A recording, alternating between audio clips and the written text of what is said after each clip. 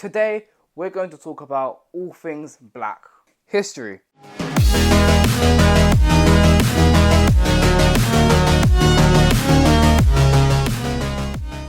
Hey guys, and welcome back to my channel. If you didn't already know, October is Black History Month, my birthday and Halloween. So it's definitely an action-packed month, and as cool as my birthday and Halloween are, today we're going to focus on Black history. Despite only making up around 3% of the population in the UK, Black people have made many considerable contributions to the country, whether that be the entertainment industry, parliament, the health sector and sports. This country would not be where it is without us. And although many people do recognize this, a considerable amount don't. So guess what I'm going to do? I'm going to tell you about not one, not two, not even three, but 10 influential Black British people you need to know about right now. So stay till the end of the video so you can absorb all of the lovely information I'm about to give you. Disclaimer, if you are not from the UK, then chances are Black History Month occurs on a different month. I know in the United States and Canada, it's in February, so don't be too surprised. In the UK, it's October. It is what it is. And being an immigrant doesn't make you less British, because if you didn't know, the United Kingdom was kind of founded by one. This is Camera Drizzle TV's top 10 influential Black British figures. Number 10, Tom Jenkins, Britain's first Black school teacher. Tom was born in 1797 to a prominent West African slave trader and tribal chief. You see, although slaves were given their freedom in countries like Britain, slave trading wouldn't be abolished until 1807. So when Jenkins turned 6 years old, his father decided he should go to the UK for education. Since he was a son of nobility and slaves were free there would be no issue.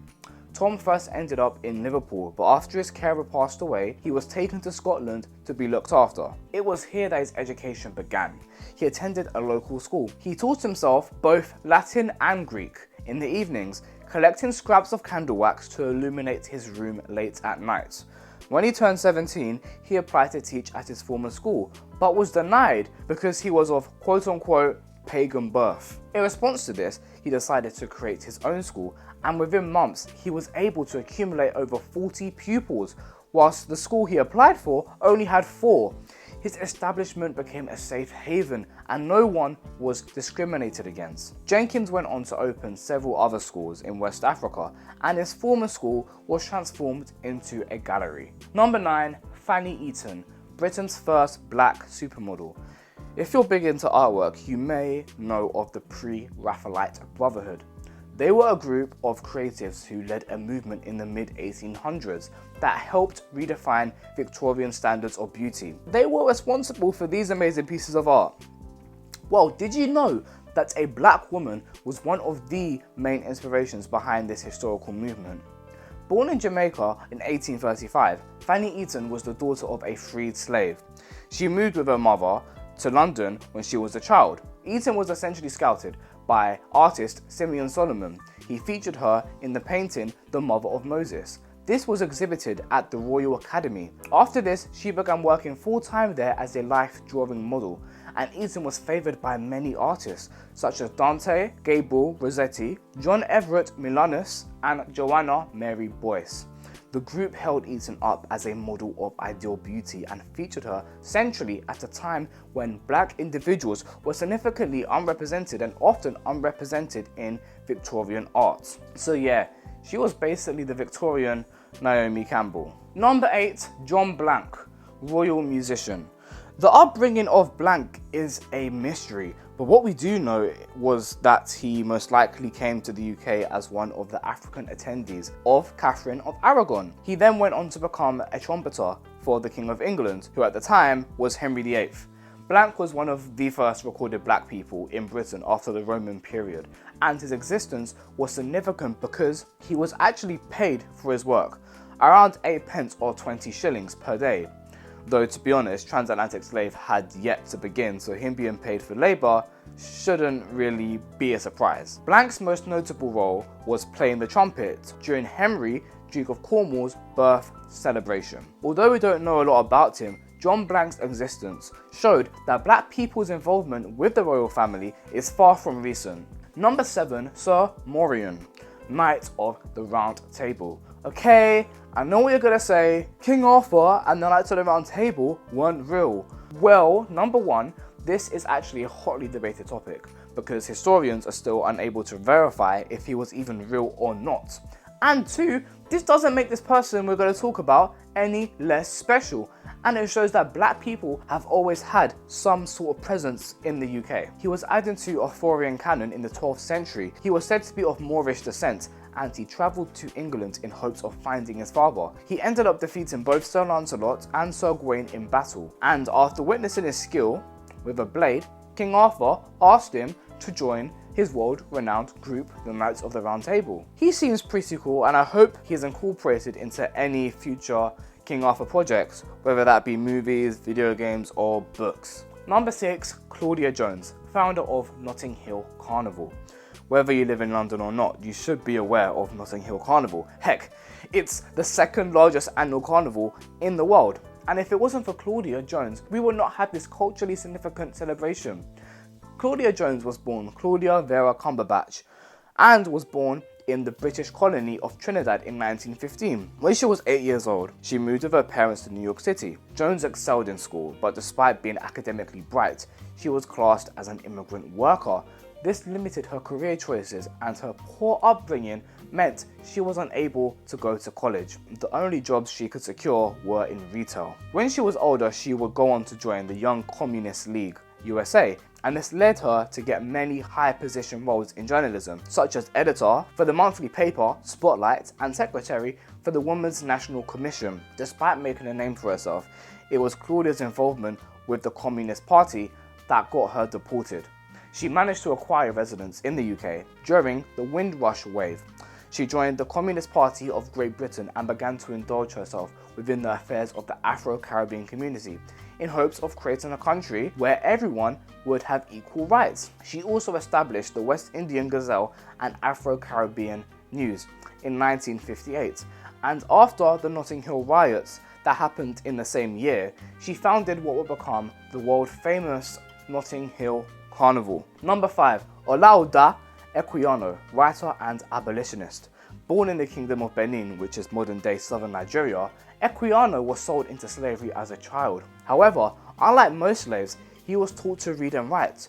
After being traded 3 times, he was able to buy his freedom, and so his abolitionist work began. He joined the Sons of Africa abolitionist group and published his own autobiography, which illustrated the horrors of slavery. Even though he did not live to see slavery abolished, his book became a bestseller, and it aided those who fought against this inhumane practice. Number 4, Mary Seacole, nurse and businesswoman. Born in Jamaica in 1805 to a Scotsman and a Jamaican woman, Seacole was essential to the recovery of hundreds of soldiers during the Crimean War. Despite her skills and expertise, the War Office denied her request to be a war nurse, so she used her own funds to create the British War Hotel near Balaclava, and Mary used herbal remedies to help look after the sick and wounded. Remember, this was years before the NHS was even established. She used her own money. Although she is often compared to Florence Nightingale, who is known as the world's most famous nurse, Mary Seacole stands on her own. She was even voted the greatest Black Briton in 2004. 3. Walter Tull, footballer and soldier. Did you know that black people fought in the First World War II? Walter Tull is just one example. He was actually the first outfield black footballer in Britain. He played for both Tottenham Hotspur and Northampton Town. Like, I don't watch football, but those teams seem, familiar, so I'm guessing they're like major teams or something. In the wake of the First World War, he was enlisted in the army. His bravery and expectational leadership skills earned him the rank of an officer, making him the first black person ever to get this rank. He passed away on the front line in 1918, but his efforts were not in vain. Number 2, Evelyn Dove, the first black singer on BBC Radio. Evelyn Dove broke cultural barriers in the UK, and she was one of the first pioneers of the cabaret age. She was born to a Sierra Leonean father and an English mother in 1902, and at a young age she showed talent for singing and the piano. This led her to study at the Royal Academy of Music. After she graduated, Dove began to work in cabaret shows around Britain, the rest of Europe and India. Once the Second World War began, she was employed by the BBC to sing for the radio. She quickly became one of the station's most popular vocalists.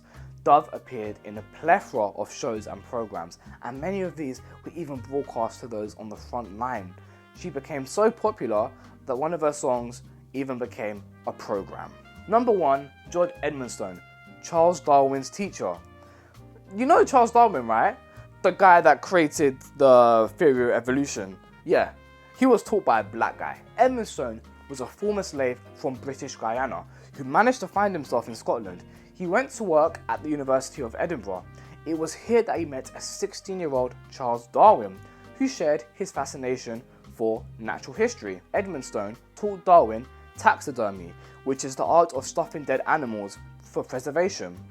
Edmondstone must have meant a lot to Darwin because he was mentioned in his autobiography. Darwin described him as a very pleasant and intelligent man. Edmondstone's teachings were fundamental in helping Darwin preserve the animals he found on his travels. So who knows, if it wasn't for the lessons done by a former slave, Darwin may not have become one of the greatest scientists in history. If you stayed to the end of this video, thank you so much. I hope you have learned something new. I love talking about these amazing people. And don't forget, whether it's Black History Month or not, you should always support black creators and businesses. In fact, you can start now by subscribing to this channel for weekly videos. And as you're still here, a like and a share would be much appreciated. Anyways, have a great day and sleep well and eat healthy. Goodbye.